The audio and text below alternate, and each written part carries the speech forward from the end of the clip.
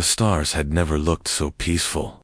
Ambassador Daniel Pierce stood at the large window of Luna Station, watching Earth slowly turn below. The blue planet seemed to glow with hope. For the first time in 300 years, the galaxy was quiet. No wars, no fighting, just peace. Daniel smiled as he thought about what they had done. 17 different alien races now worked together. The Terran diplomatic corps had made it happen. Humans had something special. They could talk to anyone, understand anyone, and make enemies become friends. "Sir, the morning reports are ready," said his assistant, Amy Turner. She was young but smart. Her job was to keep track of all the peace talks happening across the galaxy. "Any problems?" Daniel asked, turning from the window. "None at all. The trade talks with the Nexari are going well. The Zephyrians want to build 3 new schools on their home world. Everyone is happy." Daniel nodded. This was how things should be. The galaxy was big enough for everyone. There was no need to fight over planets or resources when they could share and trade instead. Far from Luna Station, Captain Lisa Morgan was having the best day of her career. Her ship, the Hughes Harmony, was not a warship. It was built for peace. The huge vessel had meeting rooms, translation computers, and the best kitchen in space. When different alien races met on her ship, they always left as friends. "Captain, we're getting close to the Zephyrian homeworld," said Sam Kelly from his seat at the controls. Sam had been flying ships for 20 years. He was the best pilot in the fleet. "Good. Set us down at the main spaceport. The and Nexari should be waiting for us," Lisa said. This meeting was special. The Zephyrians looked like giant lizards with golden scales. The Nexari were made of living crystal that changed colors when they talked. These 2 races had been fighting for 300 years. Nobody thought they could ever make peace. But humans were different. They had something other races did not have. They could understand how others felt, even if those others were very different from them. Dr. Rachel Stone was in her lab, preparing for the meeting. She was Earth's best expert on alien minds. She studied how different races thought and felt. Her work helped human diplomats know what to say and what not to say. "The Zephyrians think with their hearts first," she told her team. "They make decisions based on feelings. The Nexari think with logic first. They want facts and numbers. Our job is to help them understand each other." The meeting room on the Harmony was set up perfectly. The temperature was just right for both races. The lights were soft blue, which both species found calming. Translators were ready to help everyone understand each other. Captain Morgan watched as the 2 groups entered the room. The leader, a massive creature with bright golden scales, moved slowly and carefully. The Nexari representative looked like a walking diamond that sparkled with every step. "Welcome aboard the Harmony," Lisa said. "We are here to find a way for your peoples to live in peace." The talks were hard at first. The Zephyrians remembered old battles. The Nexari showed charts of lost colonies. Both sides had reasons to be angry. But Dr. Stone was ready. She had studied both races for months. She knew that deep down, they wanted the same things. They wanted their children to be safe. They wanted their worlds to grow and be happy. 300 years is a long time to fight, Dr. Stone said. "Think about all the good things you could have built instead of weapons. Think about the places you could have explored together." Jake Martinez, the security chief, watched from the back of the room. He was there to keep everyone safe, but he had never seen a fight during peace talks. Humans were good at making others want to talk instead of fight. Hour by hour, the 2 sides began to understand each other. The Zephyrians learned that the Nexari did not attack their worlds to be mean. They did it because they were scared and needed safe places for their people. The Nexari learned that the Zephyrians were not trying to steal their crystals. They just wanted to protect their families. By the end of the day, something amazing happened. The 2 leaders shook hands. "Well," the Zephyrian put his large clawed hand on the Nexari's crystal surface. It was their way of making a promise. "We will try peace," the Zephyrian leader said in his deep voice. "Peace is logical. War brings only loss," the Nexari said, its crystal body glowing bright white with happiness. Captain Morgan felt proud. Another successful mission, another war ended, another step toward a peaceful galaxy. Later that night, the crew celebrated in the ship's lounge. Amy Turner raised her glass of earth wine. "To peace in our time," she said. "To peace in our time," everyone repeated. They did not know that far away, at the very edge of the galaxy, something dark was moving. Strange ships that looked like living things were coming closer. These ships did not want to talk. They did not want to trade. They only wanted to consume everything in their path. The peace that humans had worked so hard to build was about to be tested. But for now, on the EU's Harmony, all was well. The stars were peaceful, and everyone believed tomorrow would be even better than today. Daniel Pierce sent his daily report back to Earth. All quiet in the galaxy. Peace continues to grow. The future looks bright. He had no way of knowing that. This might be one of the last peaceful reports he would ever send. The galaxy was about to change forever. The alarm on Luna Station woke Daniel Pierce from a deep sleep. He had been dreaming about his daughter back on Earth. Now red lights were flashing, and his communication device was buzzing with urgent messages. "What's happening?" he asked Amy Turner as he rushed into the control room. "We lost contact with New Colorado Colony 6 hours ago," Amy said. Her face was pale with worry. They were supposed to send their daily report, but nothing came through. Daniel frowned. New Colorado was a mining colony on the edge of human space. Good people lived there, families with children, workers who sent money back to Earth. Could be equipment failure, he said, but his stomach felt heavy. Something was wrong. "Captain Morgan and the Harmony are already on their way to check," Amy reported. 3 days later, the EU's Harmony arrived at New Colorado. Captain Lisa Morgan stood on the bridge, looking at the screens that showed the planet below. What she saw made her blood turn cold. "Sam, take us down slowly," she told her pilot. "Something is very wrong here." The colony was gone, not destroyed, like in a battle, not broken by bombs or laser fire. It was simply gone. Where buildings should have been, there were only piles of gray dust. Strange crystal structures grew from the ground like metal trees. "I've never seen anything like this," said Ben Carter, the ship's science officer. He was a smart man who had studied many alien technologies. But this was different. This was wrong. "Take a team down to look around," Lisa ordered. "But be careful. Very careful." Ben led a small group to the planet's surface. They wore special suits to protect them from danger.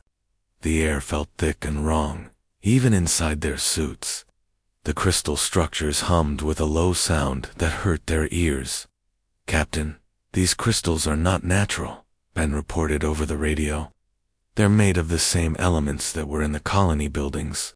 It's like something ate the buildings and then grew these crystals from what was left." Lisa felt sick. What about the people? No bodies, no bones, nothing. It's like they just disappeared. When Ben tried to take a small piece of crystal for study, something terrible happened. The crystal began to glow bright red. All the other crystals started glowing too. The humming sound got louder and louder. "Get back to the ship now," Lisa shouted. Ben and his team ran as fast as they could. Behind them, the crystals were growing bigger. The ground began to shake. They made it to their shuttle just as the crystals shot beams of red light into the sky. Back on Earth, Director Helen Ross was reading reports that made no sense. The Outer Rim territories were reporting strange things. Ships were disappearing. Entire space stations would just vanish, without sending any emergency calls. "How many missing ships now?" she asked her assistant, Tony Blake. 47 in the past month," Tony said. "And it's getting worse. 3 more disappeared yesterday." Helen had worked in defense for 30 years. She had seen wars and pirates, and space storms. But this was different. This was like something was hunting them. The few people who escaped the missing ships told scary stories. They talked about ships that looked alive. Ships that could change shape. Ships that ate other ships and grew bigger. "They don't want our cargo," one survivor had said. Her name was Kate Williams, and she had been an engineer on a transport ship. "They want everything. The ship, the crew, even the air we breathe. They eat it all." Ambassador Pierce called an emergency meeting with all 17 allied races. For the first time since the peace began, the meeting room was full of fear instead of hope. The Zephyrian leader spoke first. His golden scales were dark with worry. "Our border worlds report strange signals. Our ships go to investigate and never return." The Nexari representative's crystal body flickered with nervous colors. "Logic suggests we face an unknown threat.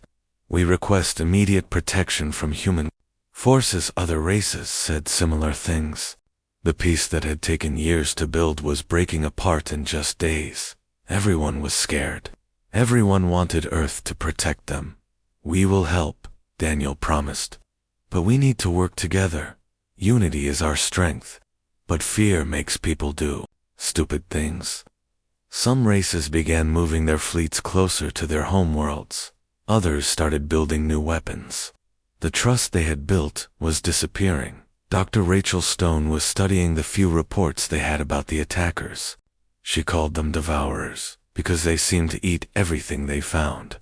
But these were not like any aliens she had ever studied. "They don't communicate," she told Daniel. "Every known race in the galaxy talks somehow. These things don't even try to talk. They just consume and move on." "Where do they come from?" Daniel asked. "That's the scary part," Rachel said. "Our long-range sensors show they came from outside our galaxy, from the dark space between galaxies. They've been traveling for millions of years." The news got worse. Every day, entire star systems were going dark. Not just human colonies, but alien worlds too. The Devourers did not care what race you were. They consumed everyone equally. Captain Morgan brought the Harmony back to Luna Station with her terrible news about New Colorado. She had samples of the strange crystals in special containers that kept them from growing. "They're like a virus," Ben Carter explained to the scientists. "But instead of infecting living things, they infect matter itself.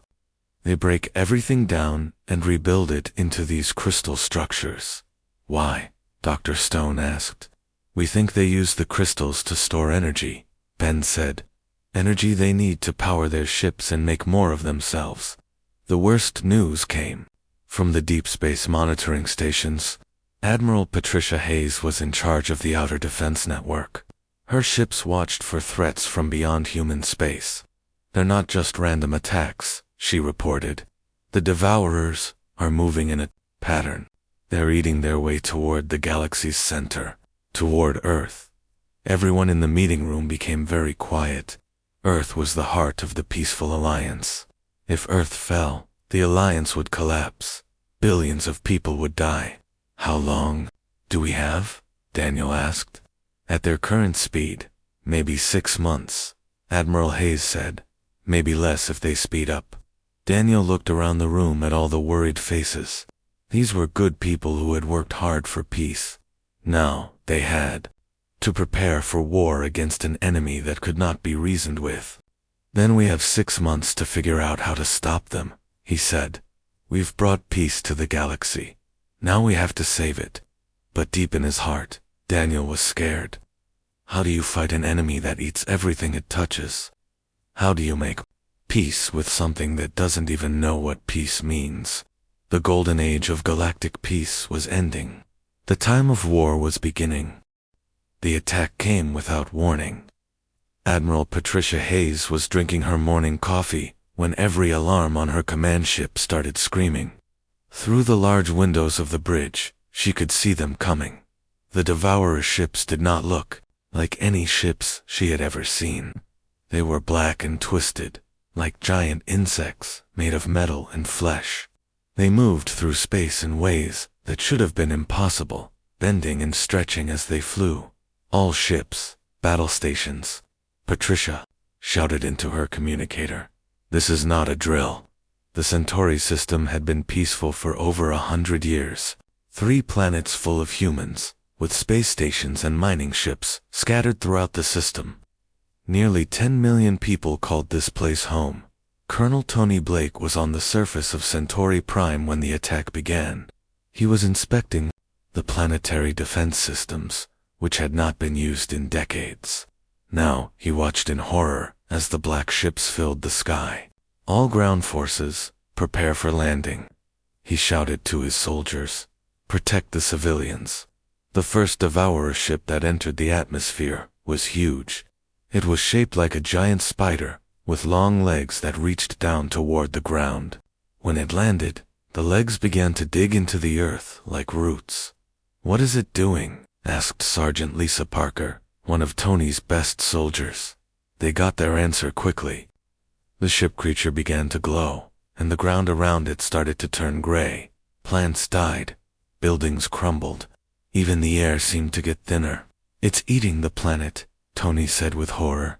"We have to stop it." But their weapons barely scratched the creature's skin. Bullets bounced off. Laser beams were absorbed like water into a sponge. The creature just kept eating, growing bigger and stronger. In space, Admiral Hayes was fighting the battle of her life. Her fleet of 30 ships was facing over 100 Devourer vessels.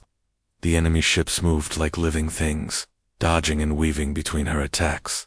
"Fire everything we have," she ordered. The human ships launched missiles and fired their biggest guns. Some Devourer ships were hit and seemed to be damaged. But then something amazing and terrible happened. The damaged ships began to change. They grew new parts to replace what was destroyed.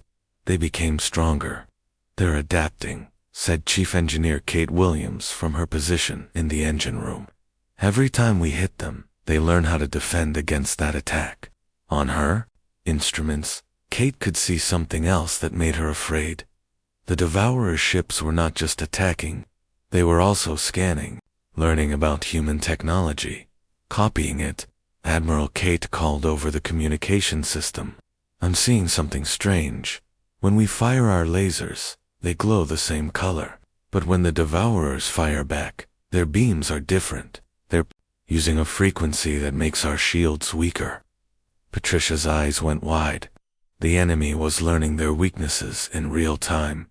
All ships changed to backup shield frequencies. "Do it now." The change helped, but not for long. Within minutes, the Devourers had adapted again.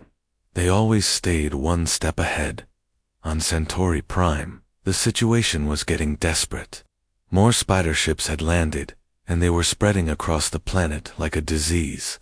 Everything they touched turned to gray dust and crystal formations.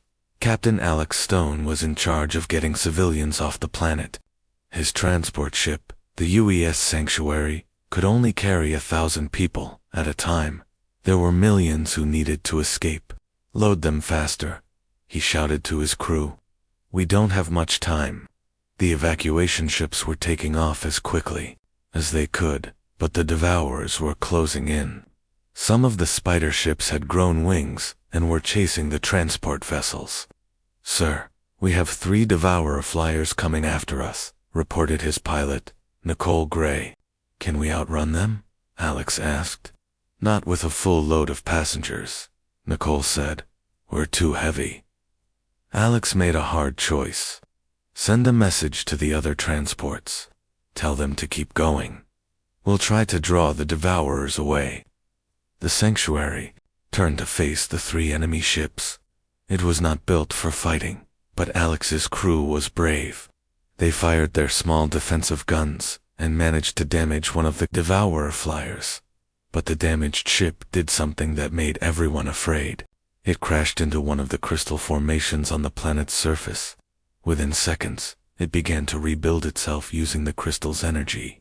In minutes, it was flying again, stronger than before. Back in space, Admiral Hayes was running out of options. Half her fleet was gone, either destroyed or consumed by the enemy. The Devourer ships seemed to be everywhere at once. Then Kate Williams made a discovery that changed everything. "Admiral, I think I've found something," Kate shouted from the engine room. "The Devourers use a specific energy frequency to hold their matter together. If we could generate the opposite frequency, it might disrupt their molecular structure." "Can we do it?" Patricia asked. "Not with our current weapons," Kate said.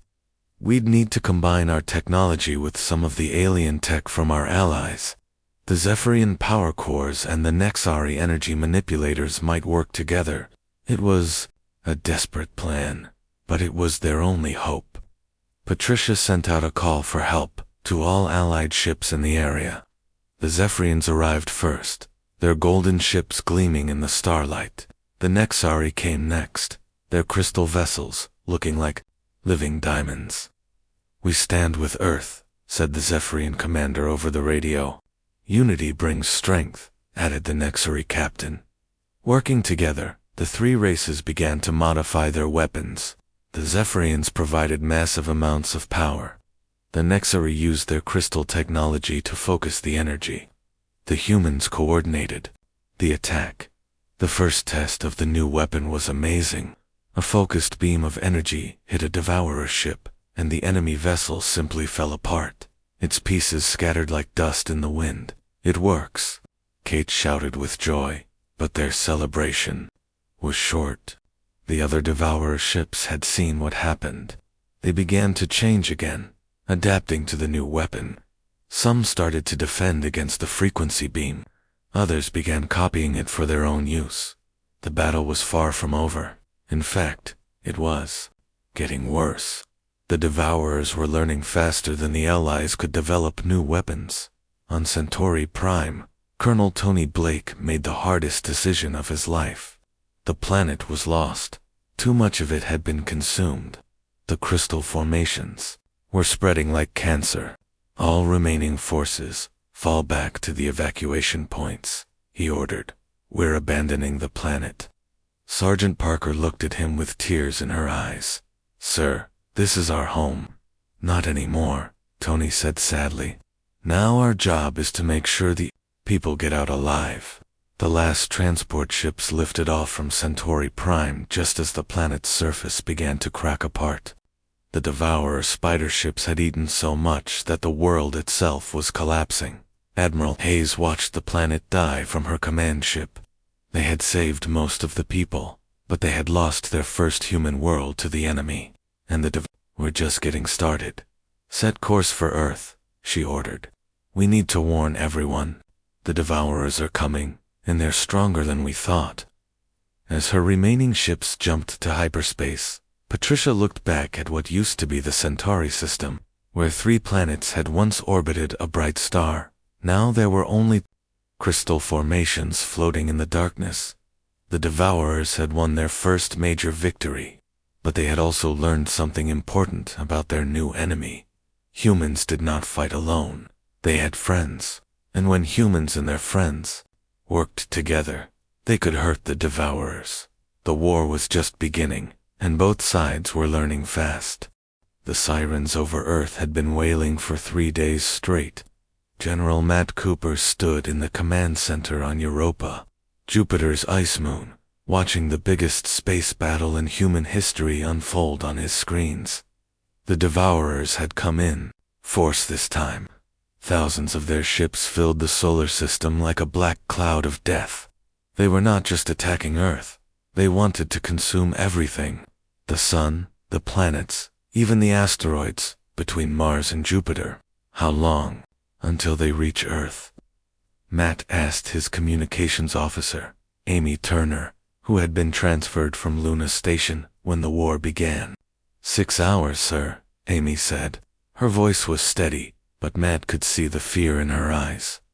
"Maybe less if they speed up." Matt nodded grimly. 6 hours to save the birthplace of humanity. 6 hours to prove that humans and their allies could stand against this threat. Captain Lisa Morgan was leading the evacuation fleet. Her ship, the Use Harmony, had been converted from a diplomatic vessel into a rescue ship.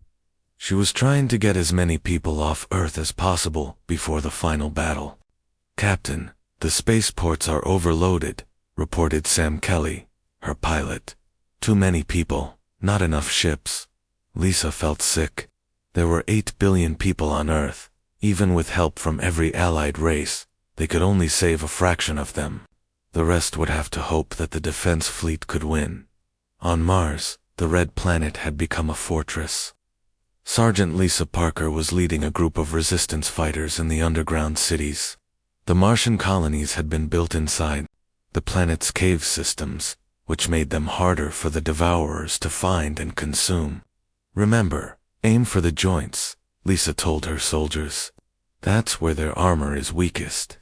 They had learned a lot about fighting Devourers since the battle at Centauri. The frequency weapons worked, but only for a short time before the enemy adapted. The best strategy was to hit them fast and then hide before they could strike back. Deep beneath the Rocky Mountains on Earth, Dr. Rachel Stone was working on humanity's last hope. Her team had been studying Devourer technology for months, looking for any weakness they could find. "We've made a breakthrough," she told her assistant, Dr. Kevin Wright. "The Devourers have a collective mind.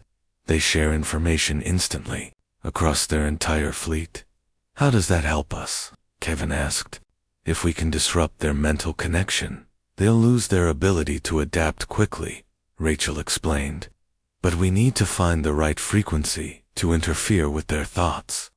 The problem was that Devourer minds were not like human minds. They were not even like other alien minds. They were something completely different, something that had consumed entire galaxies. Then Rachel had an idea. What if we use human thoughts as the weapon? She had discovered that human brain patterns, when amplified through alien psychic technology, created a unique frequency. The Zephyrians had devices that could boost mental energy. The Nexari had crystals that could focus thoughts into beams. "It's dangerous," Kevin warned. "Linking a human mind directly to a weapon system could kill the person. Better than letting the Devourers eat everyone," Rachel said firmly. Commander Sarah Lee was the first volunteer for the experiment. She was a pilot who had lost her squadron in the battle at Centauri. She wanted revenge, and she was willing to risk everything to get it. "Just promise me this thing will hurt them," Sarah said as the doctors connected cables to her head. "It will," Rachel promised. The neural link was like nothing Sarah had ever felt. She could sense the alien technology around her, feel the Zephyrian power flowing through her mind, see the Nexari crystals glowing in response to her thoughts. When the first Devourer scout ship approached Mars, Sarah was ready. She focused all her anger, all her hate for the creatures that had destroyed her friends, and fired. The beam that shot from the experimental weapon was not made of energy or matter. It was made of pure human emotion. The Devourer ship stopped, moving immediately.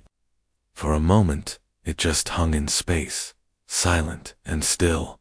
Then it exploded. It worked. Kevin shouted with joy, but the victory came with a price. Sarah collapsed, her mind overwhelmed by the alien technology.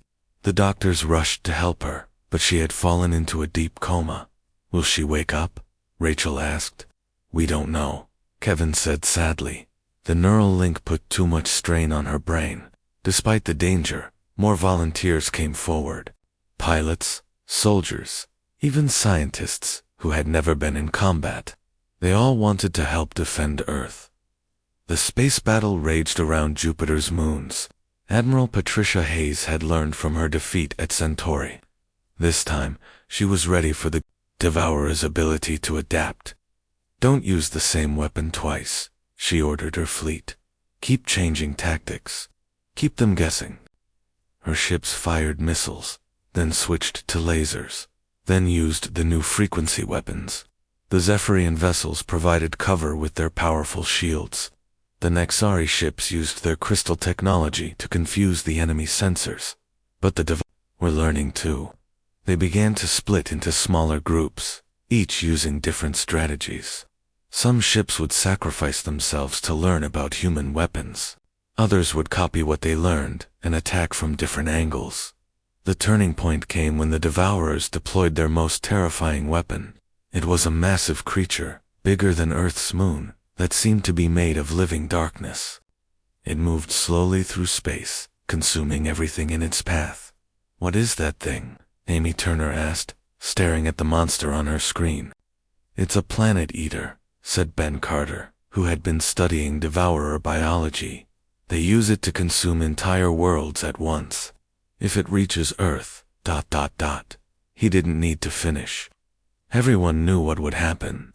Earth would be eaten in a matter of hours. Admiral Hayes made the hardest decision of her life. She ordered her flagship, the UES Defender, to be loaded with every frequency weapon they had. Then she set course straight for the Planet Eater. "Admiral, what are you doing?" Captain Morgan asked over the radio. "What I have to do," Patricia replied. "Tell my family I love them." The Defender flew directly into the Planet Eater's mouth.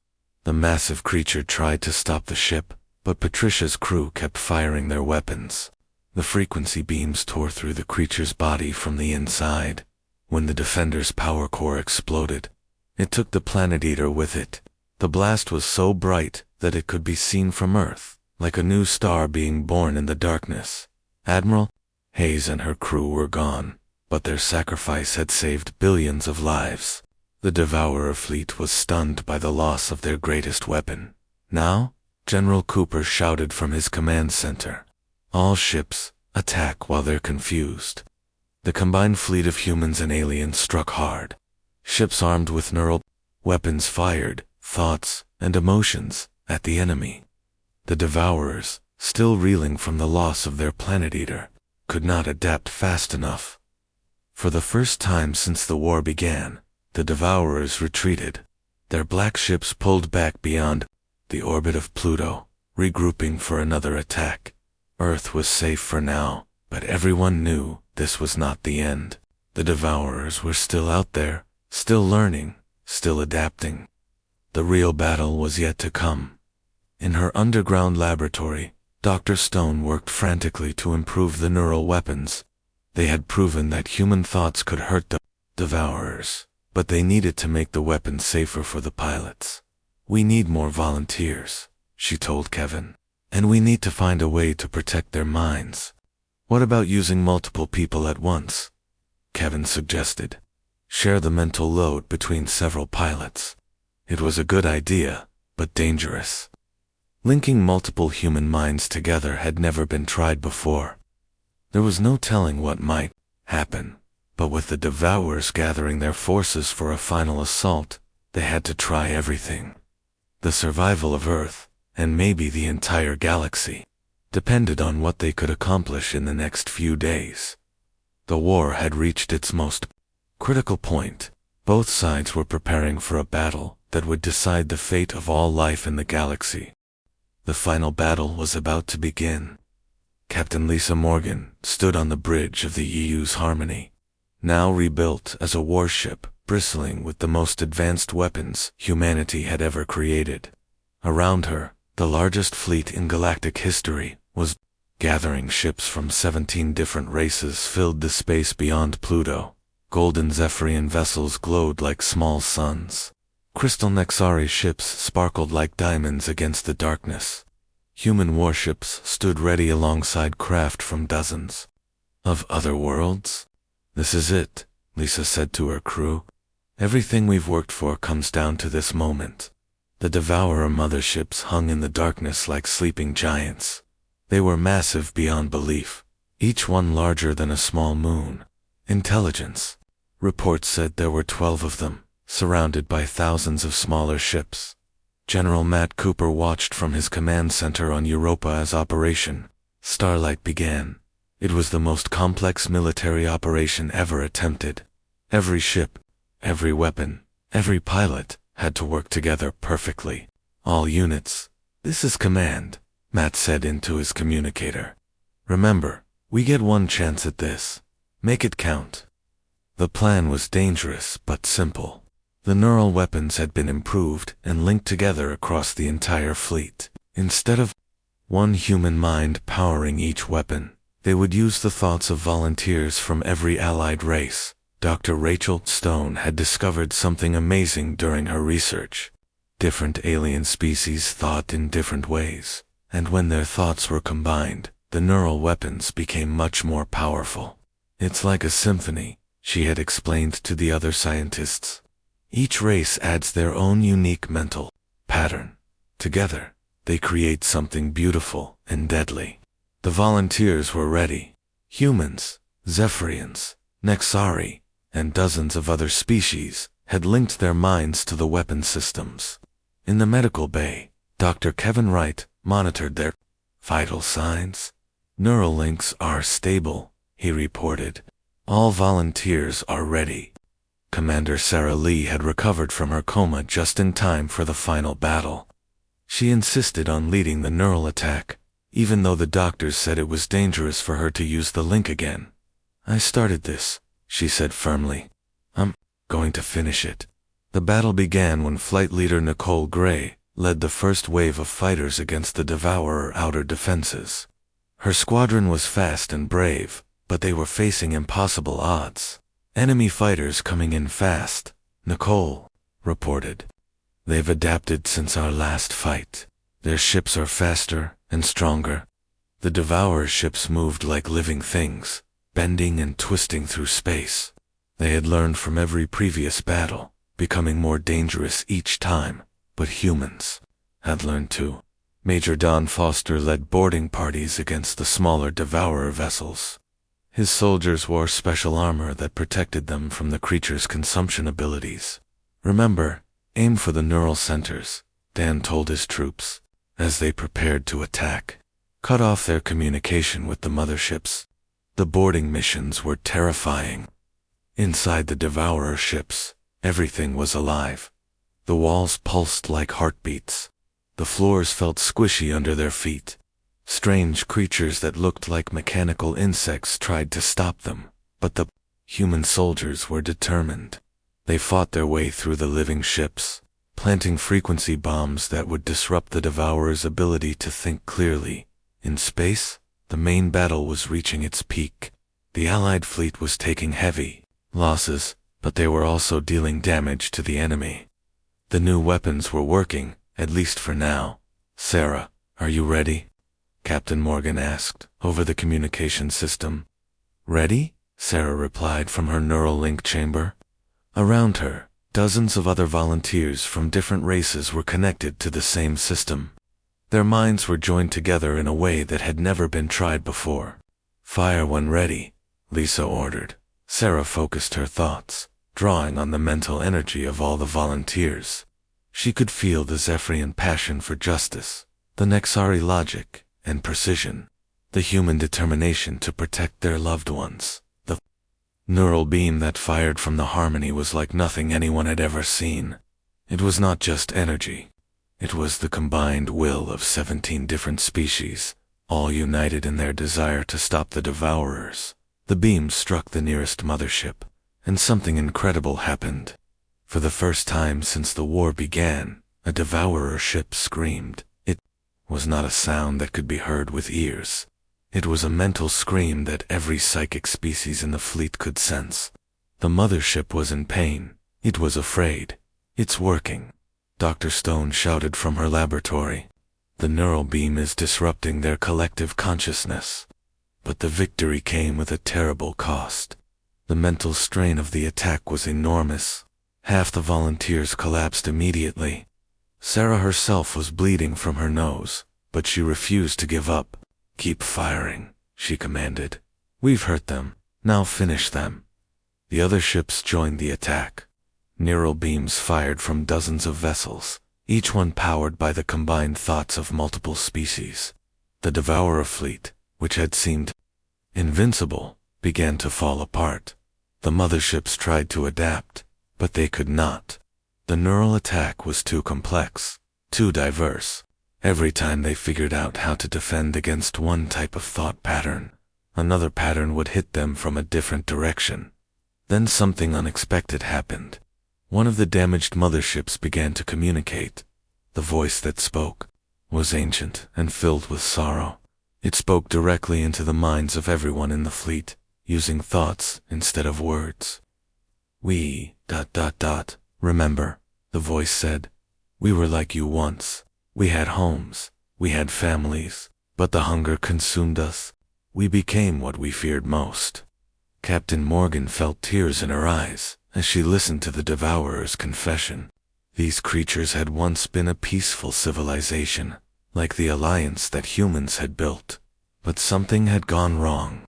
They had developed technology that consumed resources too efficiently. They had eaten their own worlds, then moved on to eat others. We cannot stop, the voice continued. The hunger controls us now. We are sorry. There has to be another way, Lisa said, speaking to the Devourer through her ship's communication system. We can help you find food without destroying other civilizations.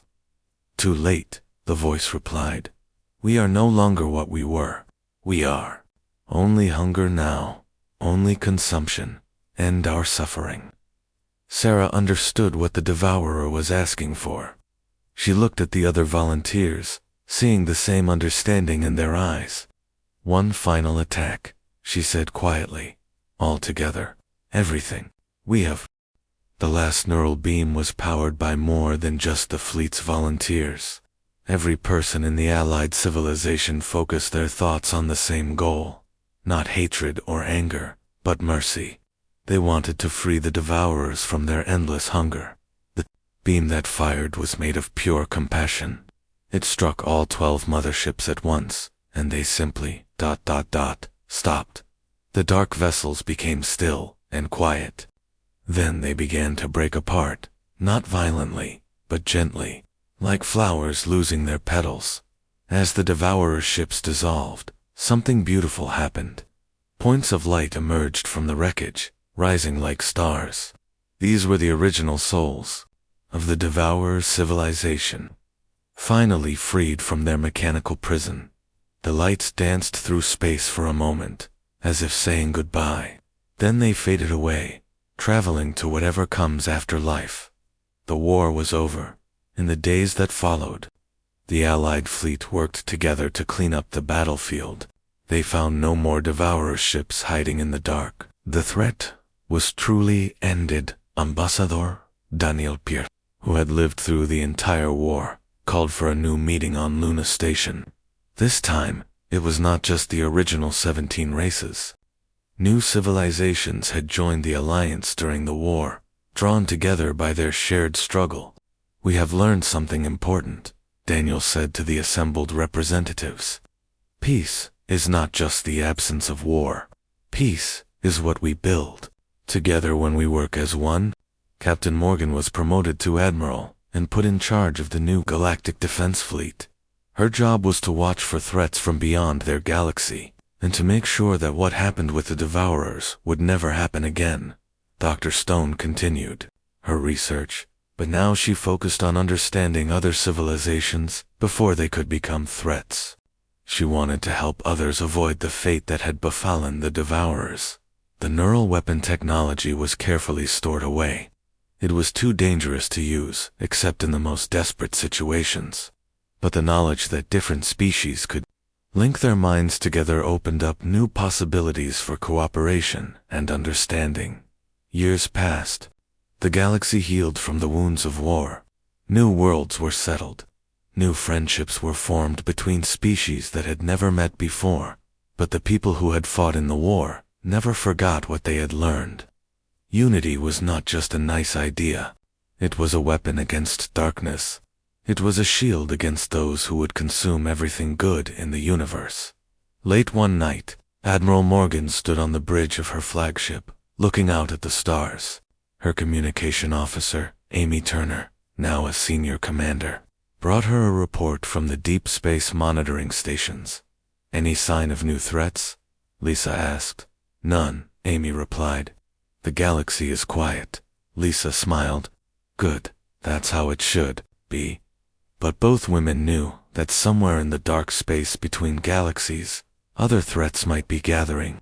If they came, the Alliance would be ready. Humans and their friends had proven that together, they could face any challenge. The stars had never looked so peaceful. And this time, the peace was strong enough to last.